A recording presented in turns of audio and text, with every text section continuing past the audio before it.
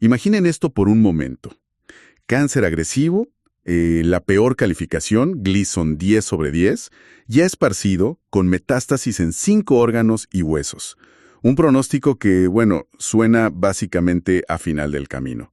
Esa fue la realidad que enfrentó Octavio Landa. Y hoy vamos a sumergirnos en su increíble historia personal, tal como él la cuenta en Cómo me sané con curación cuántica de un cáncer agresivo. Y vamos a conectarla también con ideas de Sana tu mente, sé feliz. Es un relato fascinante sobre cómo combinar, digamos, la medicina convencional más dura con prácticas que a veces vamos como alternativas, ¿no? Como la visualización, cambios súper radicales en la dieta y, algo clave, reencontrar un porqué para vivir. Exacto. No se trata solo de contar la historia, sino de explorar esa intersección entre una experiencia límite, el poder que pueden tener la mente y las creencias, e incluso algunos conceptos científicos que normalmente no asociamos con la sanación. La idea es desglosar este viaje, entender qué estrategias usó y, bueno, reflexionar sobre el potencial de un enfoque más integral de la salud. Todo empezó de una forma bastante discreta, digamos. Unos síntomas menores, visitas al urólogo, la sospecha inicial de un problema de próstata, algo bastante común a cierta edad. Sí, lo típico que uno escucha. Claro, pero la cosa se complicó muy rápido. Una emergencia, no podía orinar, hospitalización, sonda. Uf, qué momento. Y durante una cirugía de próstata, que se suponía era para eso, el médico se encuentra con tejido necrosado en la vejiga. La noticia para la familia debió ser terrible. Imagínate, posibilidad de perder la vejiga, una sonda de por vida, pero la confirmación final, después de la biopsia y un estudio PET, fue todavía peor. Peor aún. Sí, ahí se reveló la magnitud real. Cáncer de próstata extremadamente agresivo, el famoso Gleason 10, con metástasis avanzada en 5 órganos y también en huesos. O sea, el peor escenario imaginable. Y aquí es donde la historia da un giro que, la verdad, me cuesta entender. Ante esta noticia devastadora, el autor, que tenía 64 años, sintió calma. ¿Calma? Una aceptación sorprendente. Sí, suena increíble. Pensó en su vida, casa, negocio, hijos ya educados, pensión, y sintió que ya había hecho lo suyo, que ya le tocaba irse. Sin miedo. El libro explica de dónde sacó esa serenidad inicial. Más que explicarla psicológicamente, lo que hace es contrastarla con la reacción de su familia. Él, increíblemente, durmió tranquilo esa noche, resignado. Su esposa e hijos, en cambio, estaban destrozados, sin poder dormir. Y esa diferencia fue clave para todo lo que pasó después.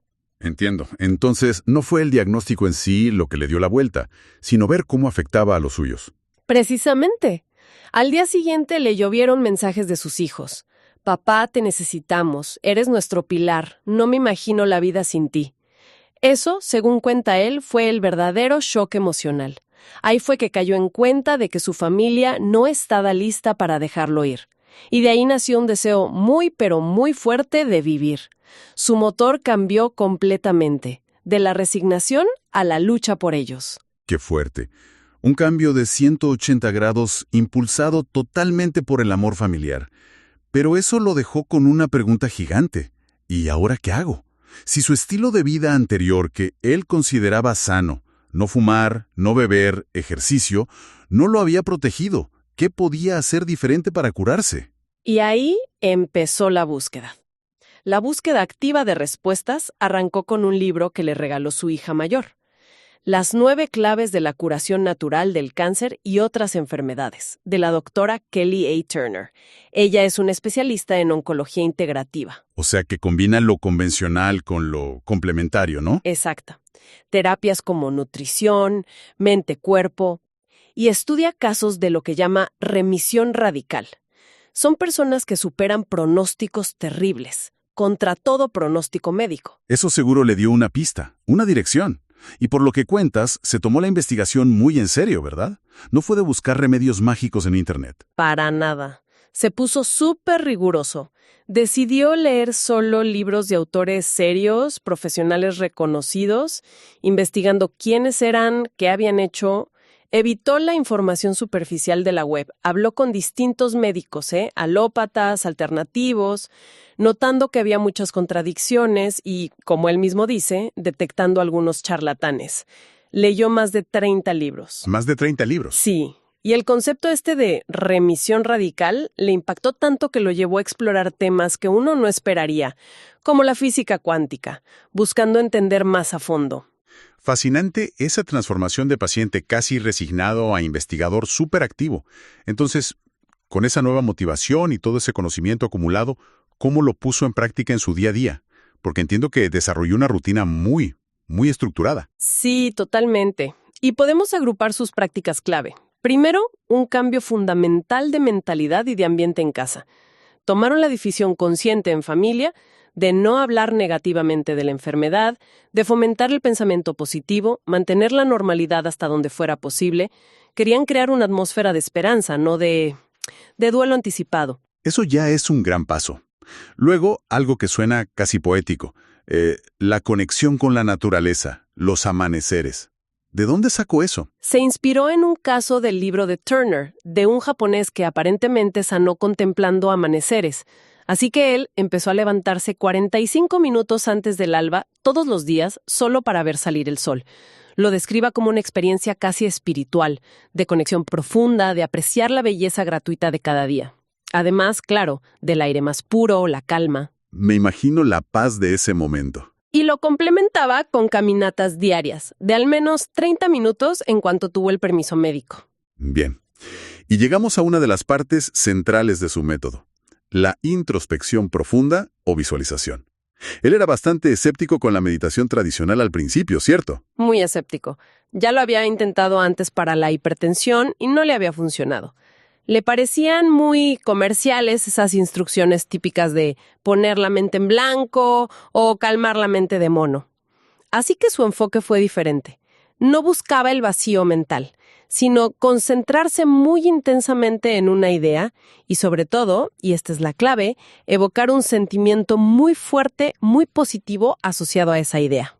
Interesante. ¿Y cómo funcionaba eso en la práctica? Mencionas que se inspiró en gente como Joe Dispenza y Carl Simonton. Correcto. De Dispenza, por ejemplo, tomó la idea de 3 requisitos clave. 1, visualizar claramente la escena deseada. Por ejemplo, verse sano y feliz. 2, sentirla con el corazón, generar una emoción elevada como gratitud, alegría, amor. Y 3, agradecer como si eso ya fuera una realidad. Sentirlo de verdad, no solo pensarlo. Exacto. Y de Simonton, que fue un pionero en psicooncología, adaptó la técnica de visualización de sanación. Simonton proponía imaginar las células inmunes como si fueran soldaditos, atacando a las células cancerosas, que las imaginaba débiles, deformes. ¿Y cómo lo aplicó él, Octavio, concretamente? Él lo personalizó mucho. Se imaginaba sus glóbulos blancos no como soldados, sino como pequeños seres de luz. Y estos seres no destruían las células cancerosas, sino que las transformaban en células sanas, alegres, hermosas como una flor. Lo conectó mucho con sus propias creencias espirituales. Una imagen poderosa. Y realizaba 2 tipos de práctica diaria. Una más corta, de unos 7 minutos, durante sus sesiones de radioterapia. Ahí visualizaba esta sanación celular y terminaba sintiendo una gratitud inmensa por su familia. Imaginándolos juntos en un jardín, dice que le provocaba lágrimas de emoción y salía de la radioterapia sintiéndose optimista, lleno de vida. ¡Wow! ¿Salir así de una sesión de radio? ¿Y eso lo mantuvo? Sí, y la complementaba con otra visualización más larga, de unos 10 minutos, por la mañana, después de caminar y ver el amanecer. Esta incluía relajación muscular, sentir esa gratitud profunda por la vida, por el amor de su familia. Recordando esos mensajes que lo despertaron, dice que volvía a llorar de emoción. Y visualizar vívidamente un futuro sano, feliz con sus nietos, agradeciendo como si ya estuviera pasando. La clave siempre era la emoción sentida, la intensidad. Entiendo. O sea, no era solo pensar me voy a curar, sino sentir la curación, la gratitud, el futuro deseado. ¡Qué disciplina, eh! Especialmente al principio o en días malos. Sin duda, requiere mucha constancia. Y además de lo mental y espiritual, también se mantuvo activo de otras formas, ¿no? Sí, eso también es importante. Retomó su trabajo profesional desde casa, encontró un cable a tierra, digamos, redescubriendo un hobby, la carpintería. Le servía como terapia ocupacional y también como ejercicio físico. Mantenerse activo y con un propósito diario era parte fundamental del plan. Claro, sentirse útil, tener algo que hacer. Y nos falta una pieza clave, la dieta. Habla de un cambio radical. Suena intenso. Lo fue, y de un día para otro. Basado inicialmente en las recomendaciones de Turner, eliminó casi por completo las carnes rojas, los lácteos, aumentó muchísimo las verduras, las frutas, cambió a harinas integrales, bebía agua con limón al empezar el día. Un cambio total. De la noche a la mañana, prácticamente. Sí. Luego, influenciado por otras expertas como la doctora Odile Fernández o Jessie Inchauspé, afinó un poco el enfoque y se centró mucho en controlar los picos de glucosa en sangre.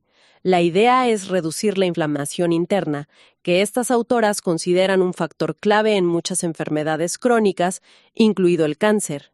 Y ahí introduce una idea que me pareció súper interesante, el orden en que comía los alimentos.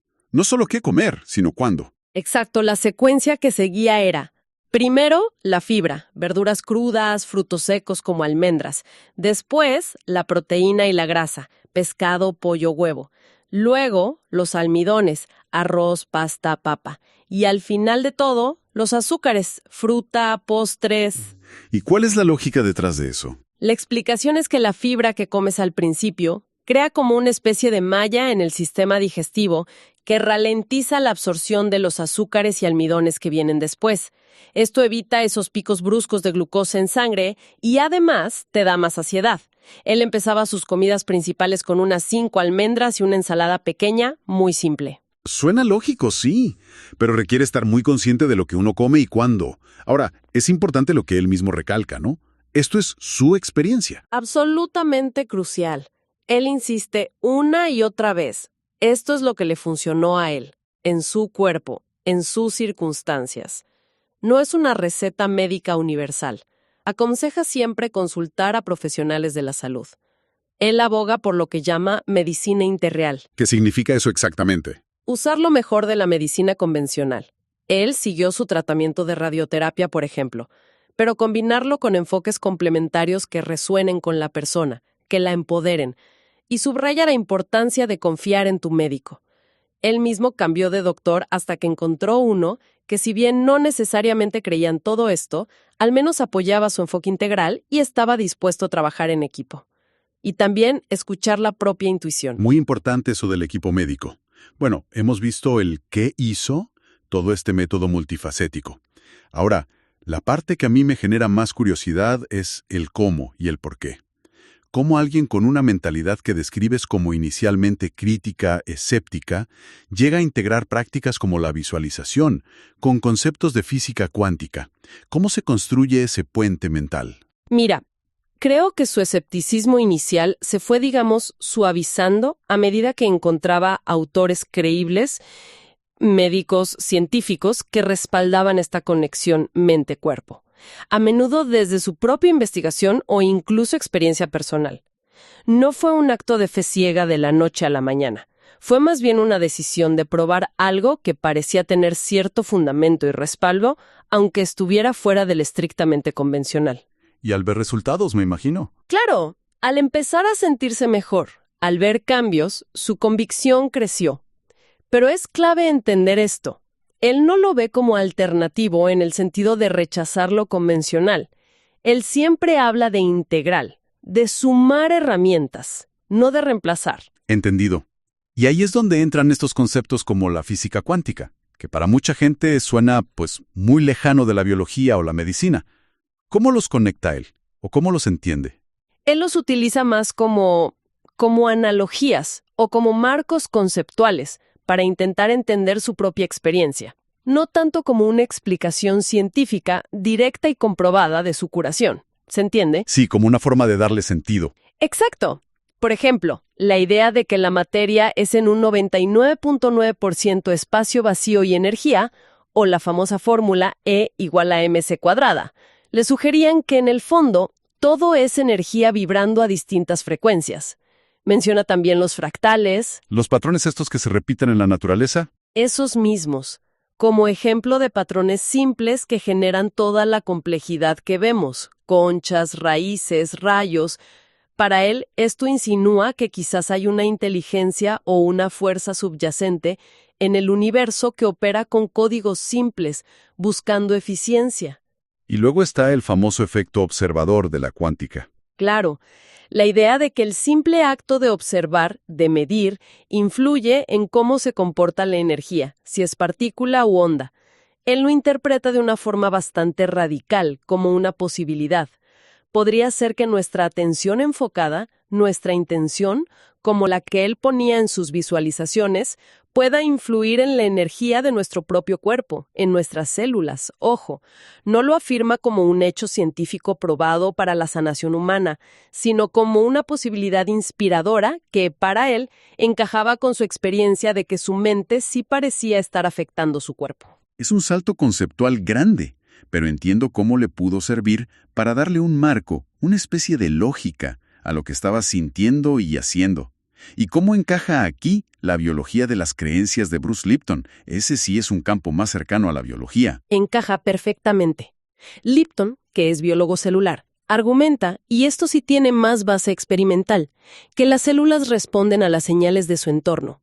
Y ese entorno no es solo lo físico, sino también nuestras percepciones, nuestros pensamientos, nuestras creencias, que se traducen en la química interna del cuerpo. La base científica del efecto placebo y nocebo, ¿no? Exactamente. El placebo es curarse por creer que algo te va a curar, y el nocebo es enfermar por creer que algo te va a enfermar o que estás enfermo. Lipton va más allá y dice que nuestras creencias pueden incluso influir en qué genes se activan o desactivan. Eso es la epigenética, desafiando la vieja idea de que estamos totalmente determinados por nuestro ADN. Pero Lipton también advierte que cambiar esas creencias no es tan fácil como solo decidir voy a pensar positivo, ¿verdad? Por el poder que tiene la mente subconsciente. Totalmente cierto. Nuestra mente subconsciente, que es la que manejan, dicen, el 95% de nuestra vida, funciones automáticas, hábitos, reacciones emocionales, almacena creencias muy profundas que formamos desde niños, culturalmente, familiarmente. Si esas creencias son limitantes, cosas como no merezco sanar, el cáncer es una sentencia, esto es incurable, el pensamiento positivo consciente choca contra un muro enorme. Es como querer remar contra una corriente muy fuerte. Tal cual. Por eso, Lipton y otros como Dispensa enfatizan la necesidad de reprogramar ese subconsciente. Y eso requiere más que solo intención. Requiere repetición constante, como la famosa autosugestión de Emile Coué, cada día en todos los sentidos estoy mejor y mejor. Requiere la visualización sentida, con emoción fuerte, y requiere empezar a actuar y vivir como si esa nueva creencia ya fuera real hasta que se integre, hasta que se vuelva automática. Creer firmemente en la posibilidad de sanar es el primer paso fundamental. Y las emociones, mencionaste antes, no son solo algo abstracto, sino que tienen un papel químico directo, según descubrió Candace Pert. Sí, ella fue pionera en descubrir que las emociones generan unas moléculas específicas, los neuropéptidos, que actúan como mensajeros químicos. Viajan por todo el cuerpo y le dan instrucciones a las células. O sea, las emociones no están solo en la cabeza, impactan directamente en nuestra fisiología. Entonces, generar emociones positivas como la gratitud o el amor a través de la visualización. No sería solo un ejercicio mental agradable, sino una forma activa de enviar señales químicas de salud y coherencia a todo el cuerpo, cambiando la conversación química interna. Todo esto nos lleva de vuelta a la pregunta personal del autor. ¿Por qué enfermó él en primer lugar? Si llevaba una vida que parecía sana, sin factores de riesgo obvios, su respuesta es, bueno, sorprendente. La ves. Él cuenta que en una meditación muy profunda, sintió que la respuesta venía de su interior, de su sabiduría interior, como él la llama. Y la respuesta fue que había enfermado porque de alguna manera él mismo lo pidió, o dicho de otro modo, estaba listo para irse. ¡Qué fuerte escuchar eso! Lo pidió. ¿Cómo explica algo así? Lo pone en contexto. Recuerda que antes del diagnóstico coincidió la pandemia, tuvo que cerrar su negocio, sus hijos ya eran adultos e independientes, e incluso había arreglado sus asuntos financieros para proteger a su esposa si él faltaba. En ese periodo empezó a tener un pensamiento recurrente. Estoy listo, ya cumplí, ya me puedo ir. Sintió que había perdido su propósito vital, su motor, su razón para seguir adelante. Se había retirado, digamos, involuntariamente de la vida activa. ¿Y notó cambios físicos incluso antes del cáncer? En los tendones de la mano, como si su cuerpo de alguna forma estuviera empezando a apagarse, porque él mentalmente ya había decretado que su tiempo había terminado. Y conecta esto con Viktor Frankl, el psiquiatra que sobrevivió a los campos de concentración y escribió El hombre en busca de sentido. Directamente, Frankl observó que incluso en las condiciones más extremas imaginables, lo que marcaba la diferencia entre sobrevivir o no, muchas veces era tener una razón poderosa para vivir, un sentido, un propósito. El autor sintió que su falta de propósito lo había hecho vulnerable, y esto coincide perfectamente con una de las 9 claves de la doctora Turner: tener una razón fuerte para vivir. Qué paradoja. Sí. Para él, el cáncer, aunque terrible, se convirtió en una especie de bendición disfrazada. Un mensaje de amor, dice él, que lo obligó a detenerse, a mirar hacia adentro y a buscar y encontrar un nuevo propósito. Primero, luchar por su familia que lo necesitaba. Y luego, un propósito más amplio, compartir su experiencia para ayudar a otros, a través de su libro. Increíble cómo una crisis así puede llevar a ese nivel de introspección y cambio. Y los resultados médicos de todo este enfoque integral, combinando todo, fueron asombrosos, la verdad. Reporta una reducción del 90% del cáncer en solo 6 meses. Y algo que dejó perplejo a su propio oncólogo: la regeneración del tejido de la vejiga que estaba necrosado en solo 2 meses. impresionante. Pero él siempre insiste en que no fue magia, ni fácil, ni instantáneo. Requirió una disciplina férrea, mucha perseverancia y por supuesto que hubo momentos de duda. Y siempre subraya que fue la combinación de todo lo que hizo la diferencia: la mente, el espíritu, la dieta, el ejercicio, el apoyo crucial de su familia, menciona especialmente a su esposa, mi Violeta, y también la medicina convencional, como la radioterapia. Todo sumó. ¿Qué tan importante crees que fue encontrar un médico que, aunque quizás no compartiera todas sus creencias, sí apoyara su enfoque integral en lugar de desestimarlo de plano? Él lo considera absolutamente fundamental. Dice que tener un médico que estuviera abierto, que lo escuchara, que estuviera dispuesto a que él hiciera estas prácticas complementarias y a trabajar en equipo con él fue vital. Creó un ambiente de confianza y colaboración en lugar de uno de conflicto o donde se sintiera juzgado o desatendido. Eso marca una gran diferencia. Me imagino que sí. Y más allá de la remisión del cáncer, que ya es enorme, parece que toda esta experiencia lo transformó profundamente como persona, ¿no? Totalmente. Él describe que ahora ve el mundo de una manera diferente, siente una conexión más profunda con la naturaleza, con las personas, valora mucho más la vida, el amor. Dice cosas como que ahora entiende por qué alguien querría abrazar un árbol, algo que antes le habría parecido una locura. Siente que opera desde una frecuencia diferente, más conectada. E incluso sugiere que este enfoque de alinear intención, emoción, creencia, podría aplicarse a otras áreas de la vida, más allá de la salud física. Sí, menciona que mantener esa coherencia interna, esa frecuencia positiva, podría influir en atraer otras formas de bienestar o incluso prosperidad. Cita ejemplos anecdóticos de gente que aplicó principios similares y vio cambios en sus finanzas o trabajo. Para él, la fuerza subyacente que conecta todo esto es el amor. Estar en un estado de amor, de gratitud, de conexión, te alinea con lo que él llama la fuerza creadora del universo. Y ahora tiene un nuevo propósito muy claro. Sí, ayudar a niños con cáncer y a sus familias. Entiende que el entorno emocional y energético familiar puede ser muy influyente, así que incluso desarrolló un cuento meditación para niños. Es una historia realmente impactante y llena de capas. Si tuviéramos que destilar las ideas centrales que surgen de esta exploración, ¿cuáles resaltarías? Yo creo que destacan 3 grandes temas. Primero, el potencial inmenso y a menudo subestimado que tiene nuestra mente y nuestras creencias para influir en nuestra biología. no como un sustituto mágico de la medicina, sino como un factor poderoso que podemos aprender a usar a nuestro favor. Segundo, la importancia crítica, vital, de tener un propósito, una razón fuerte para vivir, como un ancla fundamental para la salud y la resiliencia ante la adversidad.